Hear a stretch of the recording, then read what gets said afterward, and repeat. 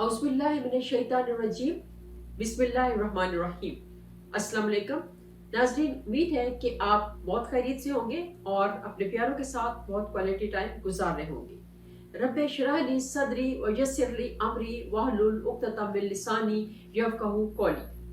नाज़रीन, अल्हम्दुलिल्लाह रमज़ान स्टार्ट हो गया है और कुछ कंट्रीज़ में आज रोज़ा पहला है और कुछ कंट्रीज़ में कल रमज़ान होगा पहला रोज़ा। तो जो रोज़ा रख चुके हैं उनको तो पता होगा कि रोज़ा पहली सहरी किस तरह से कितनी एक्साइटमेंट होती है पहली सहरी की ख़ास तौर से, और इसी तरह से पहली अफ्तारी की भी बहुत ज़्यादा एक्साइटमेंट होती है। तो इसकी तैयारी के बारे में कुछ ना कुछ मैं थोड़ा सा बता चुकी हुई हूँ पहले से, लेकिन आज मैं दोबारा से इसको रिपीट करती हूँ क्योंकि जो लोग रोज़ा कल रख रहे हैं या जो अगला रोज़ा रखेंगे, दूसरा रोज़ा रखेंगे, वो थोड़ा सा इसको रिवाइज कर लें और किस तरह से हमने तैयारी करनी है। एक तैयारी होती है जो कि हमने स्पिरिचुअल तैयारी करनी है, अपनी रूहानी तैयारी करनी है, और एक तैयारी है हमारी दुनियावी लिहाज से तैयारी। अब स्पिरिचुअल तैयारी क्या है कि हमने अल्लाह ताला के सामने कैसे पेश होना है, अल्लाह ताला के साथ नमाजों में हमें क्या करना है, कैसे हमने जो है वो सजदे करने हैं, किस तरह से हमने जो है क़याम करना है, कौन कौन सी नमाजें पढ़नी है और कितना सवाब मिलेगा, ये सारी बातें आज हम डिस्कस करेंगे। तो नाज़रीन, याद रखिए कि रमज़ान के महीने में जो आप कोई भी नफल पढ़ते हैं उसका सवाब फ़र्ज के बराबर हो जाता है, और जो फ़र्ज पढ़ेंगे आप उसका सवाब 70 गुना ज़्यादा हो जाएगा। तो क्यों ना हम नफलों की भी मोहतात कर दें और फ़र्ज तो छोड़े ही ना, क्योंकि फ़र्ज तो कभी भी फ़र्ज होते ही वो हैं जिनको कि छोड़ा नहीं जा सकता, उन्हीं को फ़र्ज कहते हैं। नफल की तो जो है वो हमें थोड़ी सी ऑप्शन मिलती है कि आप इसको कर लें तो सवाब है, ना करें तो गुनाह नहीं होगा। लेकिन जो फ़र्ज होते हैं वो तो हमारे ऊपर एक एक कंपल्शन होती है, हमारी मजबूरी होती है, हमें वो करना पड़ते हैं, हमें वो करने हैं नहीं, हमें वो करने पड़ते हैं और हमें करने चाहिए वो। तो इसलिए आप नमाज़ों की पूरी पाबंदी करें और नमाज़ों के साथ साथ नफल नमाज़ों की भी पाबंदी करें। और नफल नमाज़ों में सबसे बेस्ट मौका होता है रमज़ान का, जिसमें कि आप तहज्जुद रेगुलरली पढ़ सकते हैं। तहज्जुद की अगर तो आप क़ियामुल लैल करते हैं रमज़ान में तो वो तो बहुत ही अच्छी बात है, जबकि मोस्टली आजकल घरानों में इस तरह से होता है कि सारी रात जागते हैं, बच्चे भी जागते हैं, बड़े भी जागते हैं, और वो रोज़ा रख के तो फिर सो जाते हैं, फजर की नमाज़ पढ़ी और उसके बाद सो गए और उसके बाद फिर ज़ोहर के टाइम पे उठे और बाकी सारा काम कर लिया। और मेरा ख्याल से this is the best way. मैं तो खुद इसी तरह से करती हूँ। रमज़ान का पूरे रमज़ान में मेरे बच्चे भी और मैं भी पूरी रात हम जागते हैं और उसके बाद फजर की नमाज़ पढ़ के, सहरी करके, फजर की नमाज़ पढ़ के, और उसके बाद फिर हम सो जाते हैं ज़ोहर तक, 1 बजे, 12 बजे तक, 12:30 बजे तक इस तरह से सोते हैं। तो आप लोग भी इसी तरह से करिए, क्योंकि इस तरह से आपकी तहज्जुद भी आ जाती है और फजर भी आ जाती है और ज़ोहर भी पकड़ी जाती है, और बाकी नमाज़ें तो रेगुलरली होती हैं। जो लोग तहज्जुद के टाइम पे जिनके लिए उठना मुश्किल है और वो 5 मिनट में सिर्फ सहरी के टाइम पे उठते, फटाफट कुछ ना 2-4 घूंट पानी के भरे और उसके बाद जो है वो फटाफट रोज़ा रखा। तो क्योंकि मुझे अपना पता है ना, मैं जब यंग एज में थी, अम्मी के पास होती थी, तो मुझे ये होता था कि मैं कहती थी मुझे अज़ान से सिर्फ 5 मिनट, क्योंकि सहरी में मैं खाती नहीं होती थी, मुझे मेरा दिल ही नहीं करता सहरी में कुछ खाने को। तो मैं अम्मी से ये कहती थी कि मुझे सिर्फ 5 मिनट पहले मुझे उठा दे, मैं पानी का एक गिलास पीऊँगी और उसके बाद रोज़ा रख लूँगी। और वो अठपहरा रोज़ा एक होता है हमारे, एक टर्म है पाकिस्तान में ना अठपहरा रोज़ा की।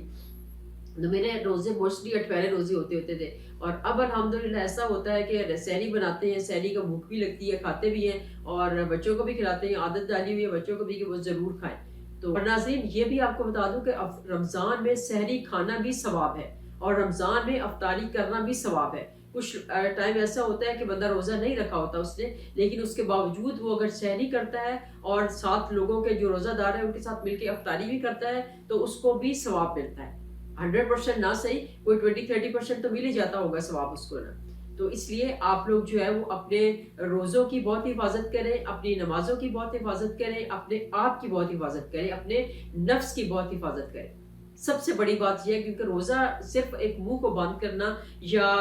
भूखा प्यासा रहना, ये एक रोज़ा नहीं है। रोज़ा होता है अपने नफ्स को काबू करना, अपने नफ्स को पाबंदी करनी। रोज़ा का मतलब क्या होता है? छोड़ देना। रोज़े का मतलब है कि खाना पीना छोड़ देना, सिर्फ ये छोड़ देना नहीं है, हर बुरे काम से छोड़ देना, हर बुरा काम छोड़ देना और हर अच्छा काम जो है वो उसको अपनाना। روزہ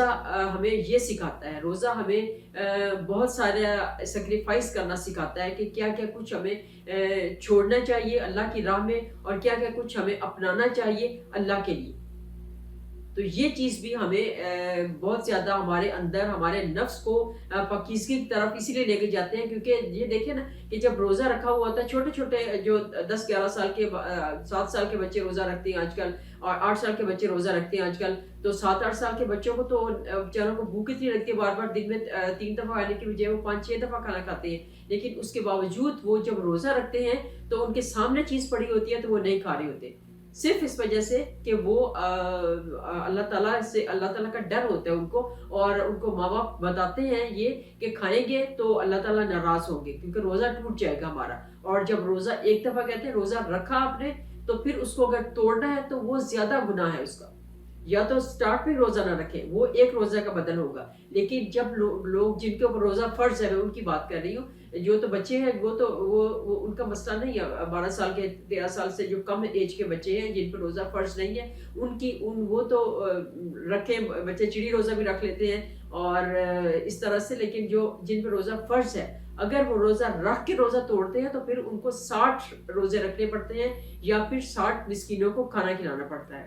تو اس لیے رمضان کے روزوں کی بہت حفاظت کریں،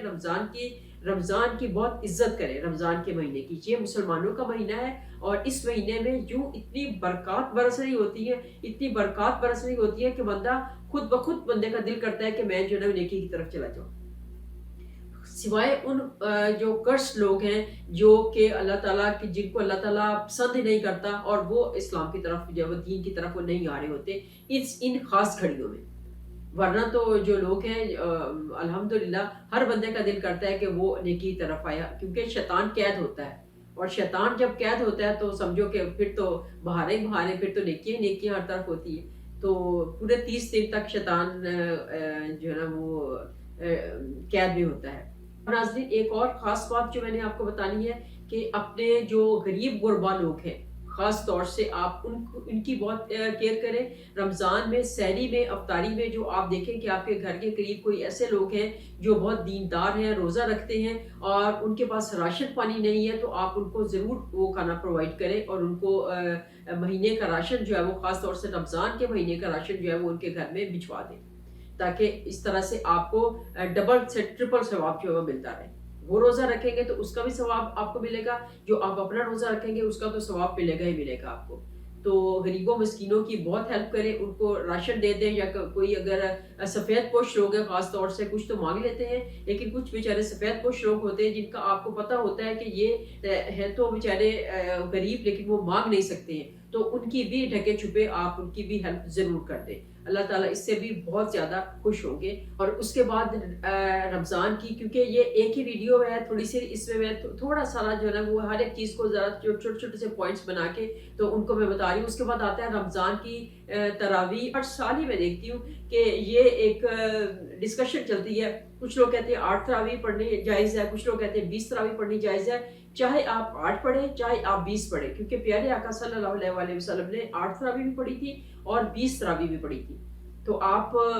تراویح پڑھیں ضرور، اور تراویح کا بہت زیادہ ثواب ہے تراویح پڑھنے کا، اور خاص طور سے تراویح میں مغفرت کا وعدہ کیا ہے اللہ پاک نے، کہ جو تراویح پڑھے گا اس کی مغفرت ہوگی، تو آپ کیوں یہ سارے کے سارے مقدس گھڑیاں ہیں اور مقدس جو ہے وہ دن ہے، مقدس راتیں ہیں، اور ان سے آپ کیوں فائدہ نہ اٹھائیں، اگر آپ کو اللہ تعالیٰ یہ دیتا ہے تو آپ ان کو ضرور اویل کریں۔ اس کے بعد پھر آپ قرآن پاک کی تلاوت جو ہے وہ سب سے ضروری ہے، قرآن پاک تو نازل ہی رمضان میں ہوا تھا، تو رمضان المبارک کے مہینے میں قرآن پاک کو ضرور ختم کریں، مجھے یاد ہے ہم لوگ تو 4 یا 5 قرآن پاک تو ضرور ختم کیا کرتے تھے، منیمم 4 ہوتے تھے،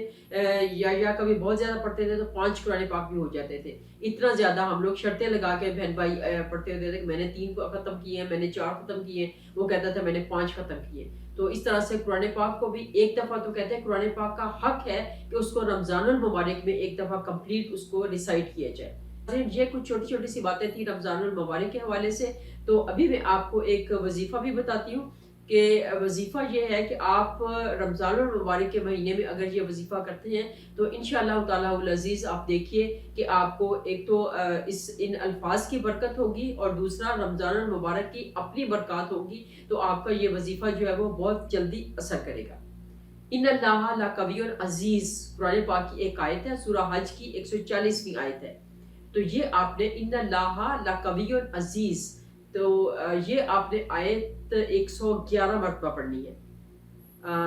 اس کو آپ فجر کی نماز کے بعد پڑھ لیں، ظہر کی نماز کے بعد پڑھ لیں، عصر کی نماز کسی بھی نماز کے ساتھ، اگر تہجد ہے تہجد کی نماز کے بعد آپ پڑھ لیا کریں۔ تو 111 دفعہ آپ نے اول آخر 11 دفعہ درود پاک پڑھ لیں۔ جو بھی دعا کریں گے انشاءاللہ اللہ تعالیٰ ضرور قبول کریں گے، اور یہ بہت مجرب